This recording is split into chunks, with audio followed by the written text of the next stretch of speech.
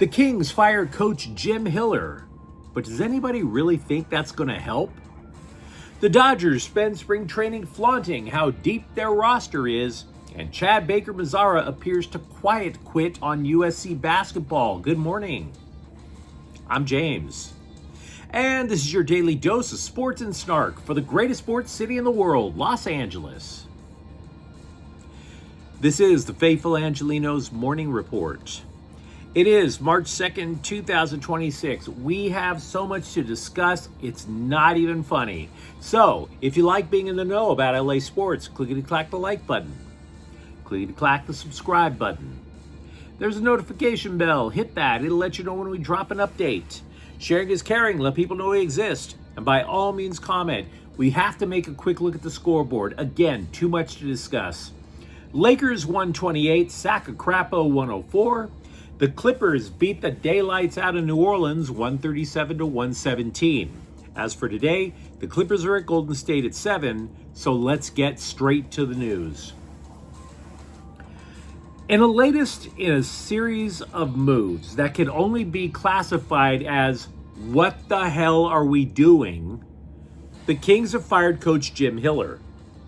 Now don't get me wrong, this mercy kill is the right call. The team had flatlined under the guy's leadership. If the playoffs started today, the Kings would be on the outside looking in for the first time in 5 years. They're 3 points out of a playoff spot with 23 games left to play. Got so bad, signs were popping up all over Crypto.com arena. The fans were chanting for it. Fire Hiller. In the last week, over a stretch of just 4 periods, the Kings conceded 13 goals.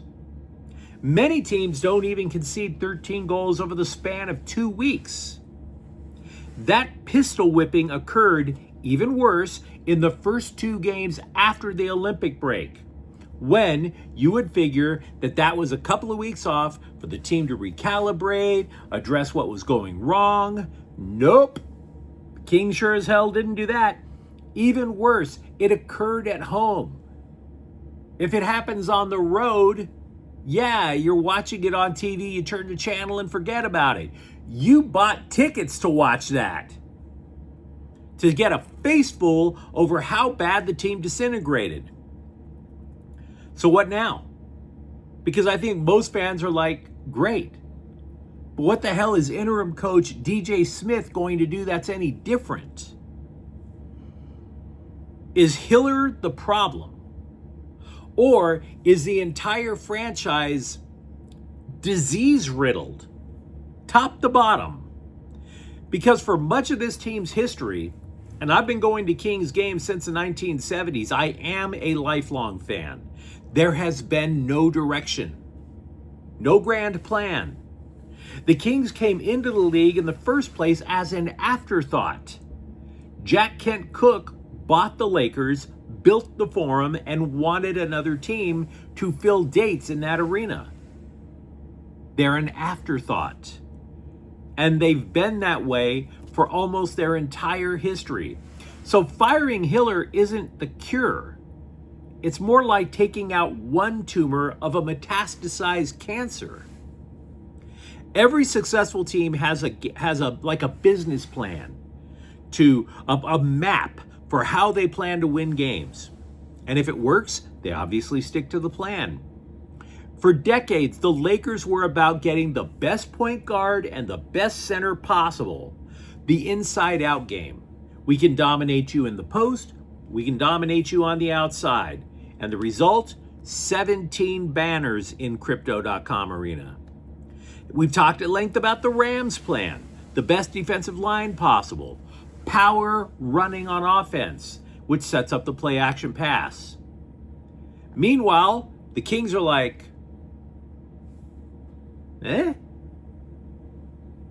When former general manager Dean Lombardi was hired in 2006, he was absolutely stunned at what he saw. The Kings were so behind the times that they sent memos via typewriter with carbon copies, actual carbon copies. In the 21st century, typewriters and carbon paper. So Lombardi didn't just build a roster, he went out to Best Buy to make sure everybody had actual technology. He built the Kings literally from the roots up. And the result was 2 Stanley Cups. Ever since then, the Kings have just reverted back to typewriters and abacuses in an AI world. Consider, Hiller replaced defensive-minded Todd McClellan 2 years ago, right? Hiller comes into training camp, the players get all excited, chains are off, we can finally have an attacking offense, all the freedom. It's as if the statue of the Ayatollah just came tumbling down. Then the chains came on about a month in. Why? No vision. Meanwhile, McClellan has totally revived the Detroit Red Wings. Detroit knows what they're doing. The Kings do not. Look, hockey players are pretty accountable, but in Hiller's case, is that really true? I am building a big case as to what this Kings issue is. We have evidence that players abandoned the Kings. This doesn't normally happen in hockey. Defenseman Jordan Spence demanded a trade. A pretty responsible and a successful center in Philip Deneau traded. We still don't even know why the best defenseman on last year's team, Vladislav Gavrikov, refused to re-sign as a free agent. Was that really all Hiller? Maybe. But how much of it does the franchise play a role? And by the way, how do you go defense first when your best defenseman, Gavrikov, and one of your top young prospects, Spence, don't want to play? And then you replace them with 2 old geezers in Cody Ceci and Brian Dumoulin. So the Kings are 29th in scoring. They don't play any defense at all because with the exception of Brent Clark, that's the cast of Golden Girls on skates. This is how you send a team legend in Anze Kopitar out. Now, former Kings defenseman Matt Green is joining as an assistant coach, which suggests once again the team wants to be responsible on the back end. But if you're a Kings fan, again, like me, and you're sitting there looking at this like the deck chairs are being moved around on the Titanic after it's underwater, I get it. This franchise needs an enema, a clearing out. It's not just Hiller. It is systemic. I mentioned the Rams a moment ago. Sean McVay and general manager Les Snead are simpatico. That is the left hand knowing what the right is doing. Look at the Dodgers. You can even hate on the Vegas Golden Knights all you want, but that franchise knows exactly what it's doing from top to bottom as a team. So again, firing Jim Hiller is the right call. But grand plans are formulated over time. It's too late for this season to formulate a grand plan. The Kings need to start focusing on the bigger picture, whether it's with Luc Robitaille or not. And if you're a Kings fan, let me know what you think in the comments thread. Meanwhile, with the Dodgers, super agent Scott Boras said that when Detroit starting pitcher Tarek Skubal, last year's AL Cy Young Award winner, becomes a free agent at the end of the season, it is not a fait accompli that he joins the Dodgers. And I'm here to tell you, we don't care. We really don't. Skubal let the cat out of the bag 2 years ago. The Dodgers attempted to trade for him, and he claimed he wanted to stay in Detroit because of the school system. The school system. I've been to Detroit. Literacy is not a thing. He simply doesn't want to come to LA. And by the way, the Dodgers don't want to deal with Scott Boras, so we don't care.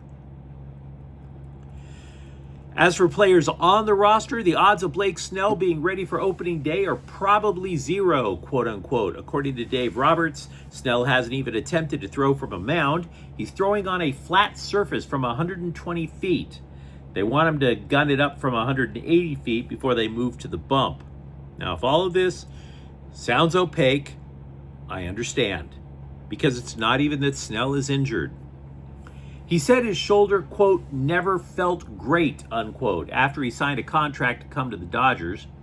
He said that in wanting to live up to this contract, he pushed himself a little too much to get ready and wound up getting hurt and wound up missing a lot of the regular season.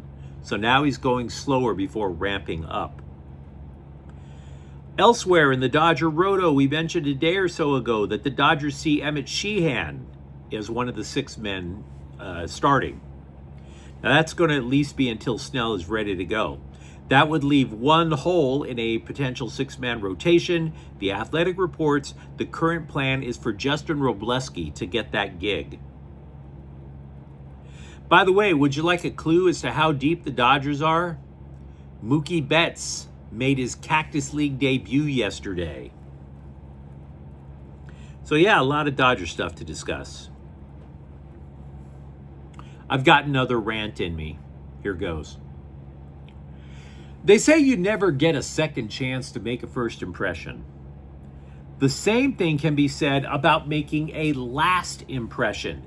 USC has announced second leading scorer Chad Baker Mazara is no longer with the basketball team. And while the story is he's injured, the circumstances suggest he quit. He quit. The LA Times also reported, quote, an accumulation of issues, unquote, led to his dismissal. With 2 games left in the regular season, it's a little late for these stunts, my guy. The Trojans are on a 5-game losing streak, which means probably USC is not going to make the NCAA tournament. And oh, by the way, you claimed that you re-injured your knee. Or did you? I mean, you pull yourself from Saturday's game just 3 minutes into the second half, claiming your knee is out of whack again, and now you're off the team Sunday? Sounds a little sus, wouldn't you say? On his way to the bench, Baker Mazara then informed Eric Musselman he wouldn't be able to return. And Musselman believed that story so much he didn't even ask the training staff to ask about the player's health. He didn't go to the training staff, not even after the game. Translation, I don't believe you got hurt. That's what that means. And by the way, Baker Mazara didn't even sit on the bench after removing himself from the game. He wasn't with the trainers. No. He was off in the stands. Now, back in the day, a former scribe used to always say that poop rolls downhill. For USC, that surprisingly firm ball of rolling turd was rolled by former NBA All-Star Gilbert Arenas, father of freshman guard Elijah. Gilbert took to the socials and tweeted, quote, nah, man, we're not accepting this. Call Chad. Side note, he wrote Chad in all caps. And say y'all sorry. There was a mix-up. I don't know who he cussed at, but get over it. He's right. When you're the best player on the team, whatever you say, you're right, unquote. Oh, really? Because cussing is one thing, quitting is another. Possibly faking an injury, probably faking an injury is another. Besides, the only way that you can argue Gilbert to have him back on the court is if he faked being injured in the first place. That's not cussing. That's quitting and lying and faking. And by the way, Gilbert, when you're the best player on a team that has completely fallen off the map, nobody cares if you're right. You would know, Gilbert, you were on the Washington Wizards. Nobody cared. Now, it is true that Baker Mazara led Auburn to a Final Four last year, but his rep wasn't exactly spotless there either. He had 9 technical fouls. He also was ejected for intentionally elbowing an opponent. And this little spectacle pretty much ends his basketball career because he's 26 and still in college. I'm not saying he can't score on the college level, but there's not even a market for 26-year-old rookies in the G League. So what are we talking about here? This is the end of his basketball career outside of rec leagues. Unless, of course, Gilbert Arenas makes enough threats to where Musselman changes his mind. Also, brighter news for USC. At the NFL Combine yesterday, USC receivers Mekhi Lemon and Jacoby Lane apparently acquitted themselves well.